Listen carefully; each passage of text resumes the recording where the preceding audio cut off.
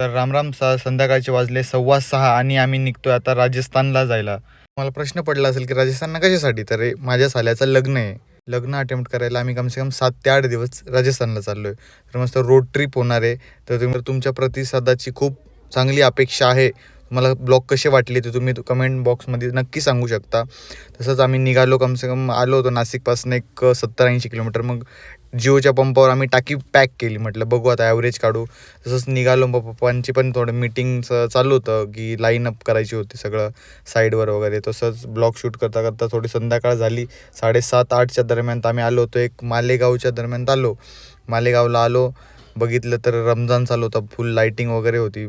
मालेगावचं तुम्हाला सांगायची गरज नाही की मालेगावमध्ये काय कंडिशन असते, ठीक आहे. तसंच मग निघालो आम्ही. धुळ्याच्या पुढे आलो, शेंदवा टोलनाक्याच्या मागे. थोडं 350 किलोमीटर झालं होतं आमचं. मग जेवायला थांबलो. मैची थोडी कटकट झाली होती कॉलवर, तिचे ते लॅबचे डोकं खात होते. मग मी म्हटलं चला जेवण करून घेऊ. जेवण वगैरे झालं, थोडं निघालो. MP बॉर्डरपर्यंत आम्ही पोचलो. MP बॉर्डरनंतर आम्ही धार साईडला एकदम शॉर्टकट घेतला. म्हटलं रिक्स, चला जे होईल ते होईल, पाहून घेऊ म्हटलं. डायरेक्ट शॉर्टकट मारला, पुरा सुनसान रस्ता. नंतर आम्हाला रात्री 1 वाजता पाणी प्यायचं होतं. मग तिथं एक दुकान उघडं भेटलं. मग बघितलं यांच्या, मग रिॲक्शन शूट केलं. बघा काय म्हणतात. कैसा लग रहा है?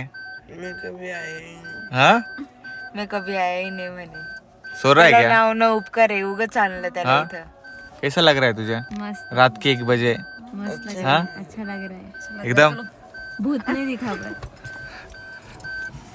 सही में एक्सपीरियंस. कंटिन्यू 200 किलोमीटर ड्राईव्ह करून परत 3-3:15 वाजता आम्ही थांबलो. एक राजस्थान बॉर्डरच्या अलीकडेच थांबलो होतो. म्हणून एवढी थंडी वाजत होती, बापरे. ते डायरेक्ट कुडकुड करायला लागलो होतो. चहा बिस्किट खाल्लं. म्हटलं चला आता थोडं तरी बरं वाटेल. मग हे निखिल पण बिस्किट 3 वाजता चालू होतं. नंतर हिचा मला आवाज आला तिकडून, इकडे म्हणे तुम्हाला काहीतरी दाखवते, म्हणे काहीतरी दाखवते. बघू काय म्हणते, बघा तुम्ही काय. हा